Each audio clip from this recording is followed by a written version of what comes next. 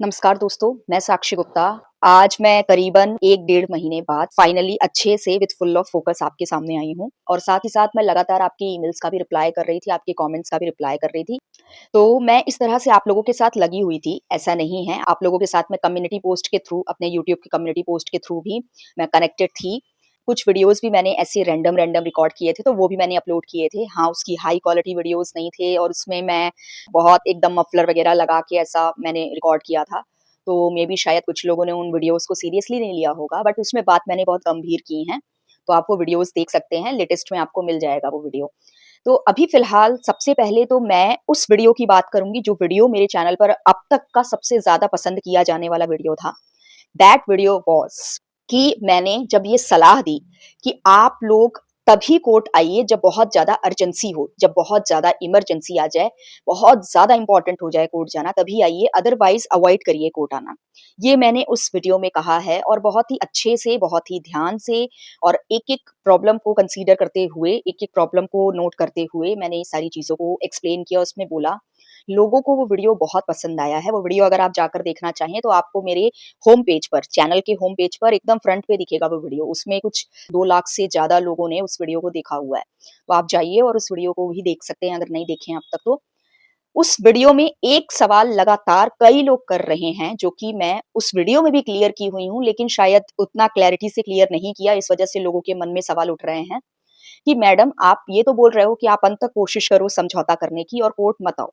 लेकिन कुछ लोग लातों के भूत होते हैं, बातों से नहीं मानते हैं, उनको कोर्ट में ही डील करना पड़ता है। और अगर ऐसी सिचुएशन आ जाए तो हम कैसे करें? जैसा कि बताया जा रहा है कि बहुत ज़्यादा कोर्ट में करप्शन दिन-प्रतिदिन बढ़ता चला जा रहा है। जजेस बहुत ज़्यादा खुल के अपना करप्शन शो नहीं करते हैं, बट अंदर ही अंदर जजेस का भी बहुत कुछ चल रहा होता है। कुछ जजेस जो हैं, जो कि मजबूर होते हैं, उनको ना चाहते हुए भी करप्शन का पार्ट बनना पड़ता है और कुछ जजेस जो हैं, जो अपनी जान को हथेली पर रखकर लगातार हर दिन, हर सेकंड अपना जो काम है वो ईमानदारी से कर रहे हैं और मैं खुद ऐसे कितने जजेस को अपनी आँखों से देखी हूँ। तो ऐसे भी बहुत सारे जजेस हैं जिनको एप्रिशिएट करना ज़रूरी है, जिनको रिकॉग्नाइज़ करना ज़रूरी है और उनको प्रोत्साहित करना भी बहुत ज़रूरी है।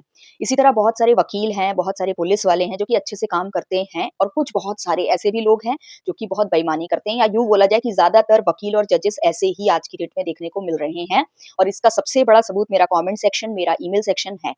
और खुद मैंने भी अपनी ज़िंदगी में ऐसे करप्ट लोगों को बहुत देखा है। मेरे खुद के पिताजी वकील रहे हैं, मेरे दादाजी वकील रहे हैं, मेरे बड़े पापा वकील रहे हैं और मेरे दूर के फूफा जी जो हैं, वो भी जस्टिस रहे हैं छत्तीसगढ़ हाई कोर्ट में। तो मेरे को अच्छे से इस चीज़ की ये लीगल फ़ील्ड की काफ़ी अच्छी एक मेरे को एक्सपीरियंस हो गया है। मैंने क्लाइंट्स वग़ैरह को, सारे लोगों को मैंने देखा है कि किस तरीके से पापा जजेस पे डिपेंडेंट रहते थे कि अगर ये जज थोड़ा उस टाइप का होगा, करप्ट टाइप का, तो फिर तो मुश्किल है बेटा न्याय पाना।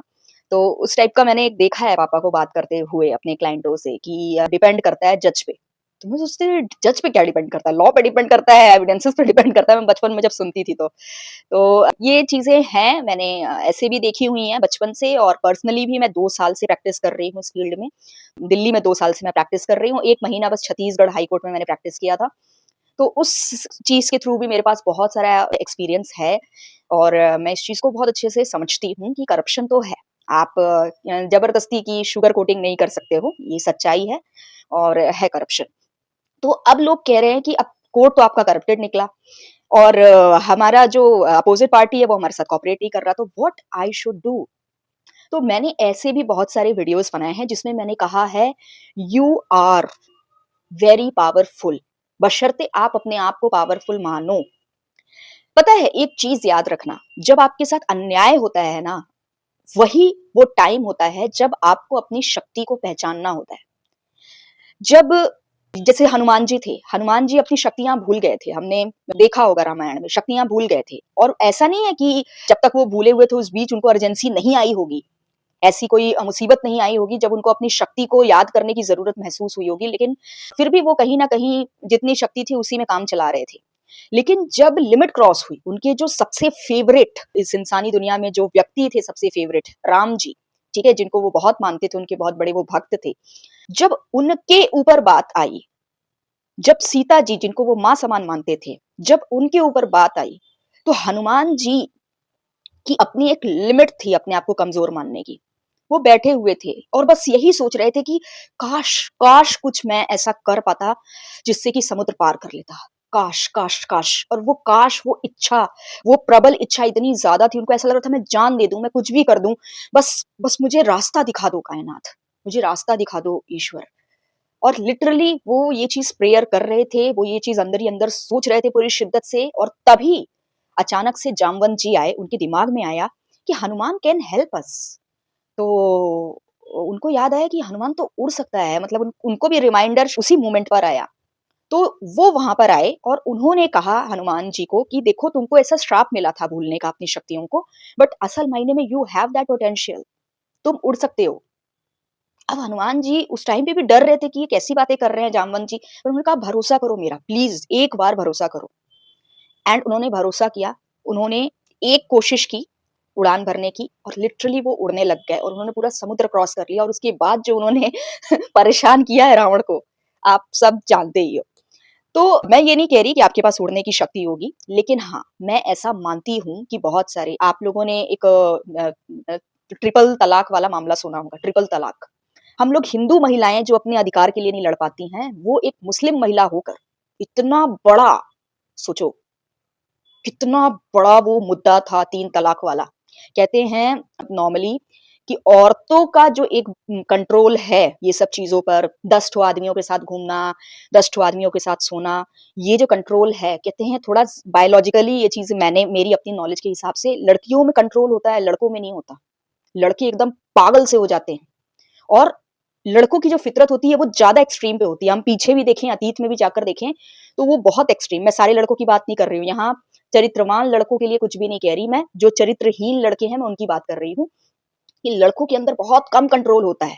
उनको लिटरली, उनके लिए ये बहुत बड़ी बात होती है कि उनको 3-3 औरतों के साथ सोने को मिलेगा, उनको 3-3 औरतों के साथ शादी करने को मिलेगा, 3-3 लड़कियों के साथ टाइम पास करने को मिलेगा। ये उनके लिए बहुत बड़ी लग्जरी वाली बात होती है। पर औरतें मोस्ट ऑफ द टाइम आप देखोगे वो वन मैन वुमेन होती हैं, वो एक आदमी वाली होती हैं। हाँ भाई, कोई विधवा हो गई, किसी के साथ कुछ ऐसी बहुत बड़ी घटना हो गई, या फिर वो जो जिससे शादी की है वो बहुत बड़ा अत्याचारी निकला, तो आगे जाकर ठीक है, उनके माँ-बाप ने उनकी कहीं शादी करा दी, या उन्होंने बाद में डाइवोर्स होने के बाद कोई दूसरी शादी कर ली, दैट इज़ अनदर थिंग। लेकिन रहते हुए चरित्रहीनता करना, ठीक है?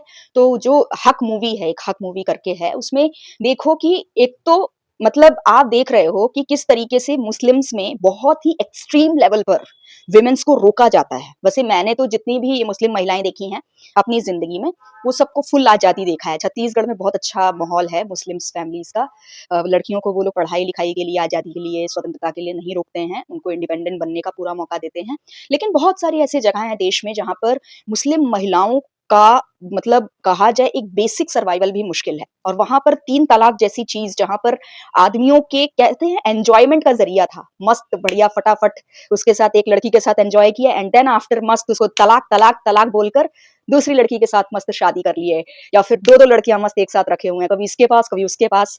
तो इस तरीके से 3 4 5 मस्त शादियां करके एंजॉय करते थे। मस्त तीन तलाक, कुछ किसी की कोई मर्जी की जरूरत नहीं, बस तलाक तलाक तलाक तलाक बोले और निकल लिए मस्त जिम्मेदारी से। तो ये एक बहुत ही एन्जॉयमेंट वाली चीज़ थी। और जब मर्द की इतनी सबसे बड़ी जो कमज़ोरी है, जो सबसे फ़ेवरेट चीज़ है, जब इस पे बात आती है, तो अच्छे-अच्छे का दिमाग हिल जाता है, ठीक है? अब उस मूवी में देखना कि कैसे पूरे के पूरे जो एक मुस्लिम समाज की जो वैसे कैरेक्टर लेस जो चरित्रहीन आदमी लोग थे, मुस्लिम समाज के, उन लोगों को कितना डर लगने लग गया था जब वो लेडी लगातार लड़ रही थी 3 तलाक के खिलाफ। उनको ये लगने लग गया था कि अरे यार! अब तो औरतों को अधिकार मिल जाएगा आदमियों को रोकने का, ना? क्योंकि बिना परमिशन के वो कहीं शादी कर ही नहीं सकते, और एक औरत क्यों अपने पति को किसी और औरत को देना चाहेगी?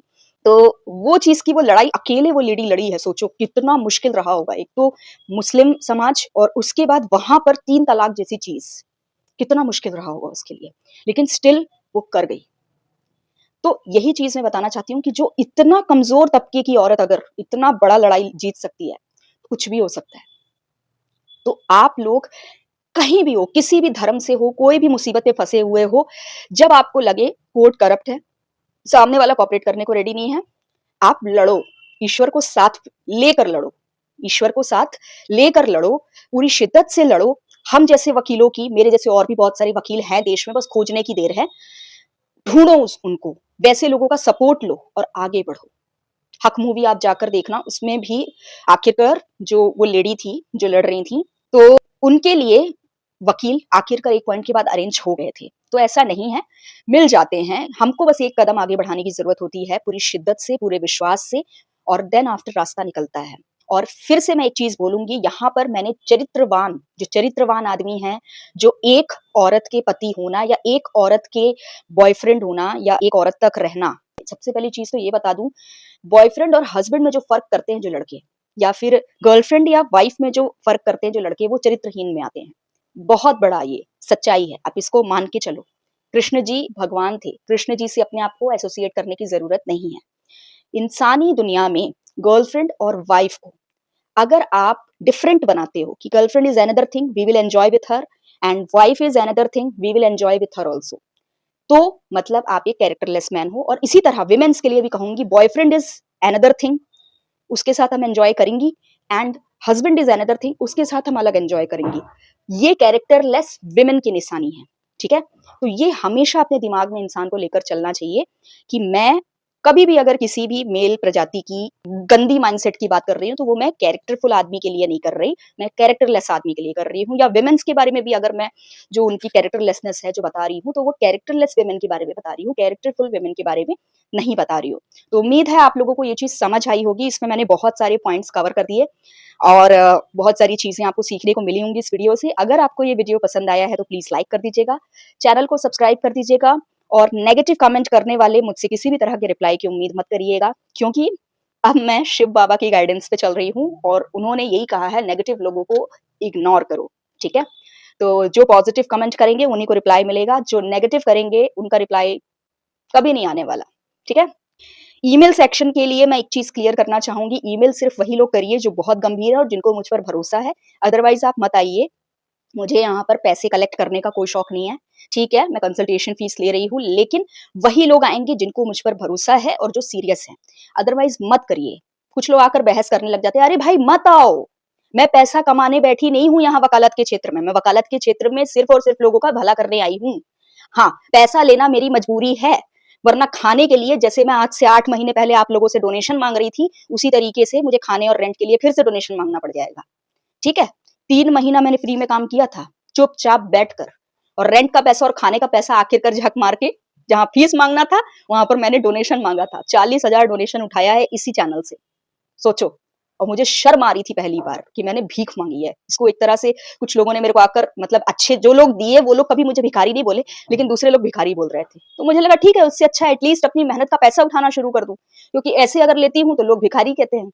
तो इसलिए मेहनत का पैसा तो मैं लूंगी, लेकिन मैं किसी को ये नहीं बोलूंगी कि लीगल प्रोफेशन में प्रमोट करूंगी मैं कि हाँ भाई आओ मेरे पास, ज्यादा से ज्यादा मैं पूरी कोठी बना लूं तुम लोगों के पैसे से। नहीं, मैं मेहनत की हूँ, 4 घंटे काम की हूँ, आप पैसा देकर जाओ, लेकिन आप तभी आओगे जब आप सीरियस हो, आपको मेरे से काम सच्ची में कराना है और साथ ही साथ आपको मुझ पर भरोसा है। मैं आपको सफाई नहीं दूंगी अपने बारे में, मेरा काम आप मॉनिटर करो, चेक करो ये लड़की कर क्या रही है, ठीक है, उसके बाद आप आओ। धन्यवाद, आज के लिए बस इतना ही।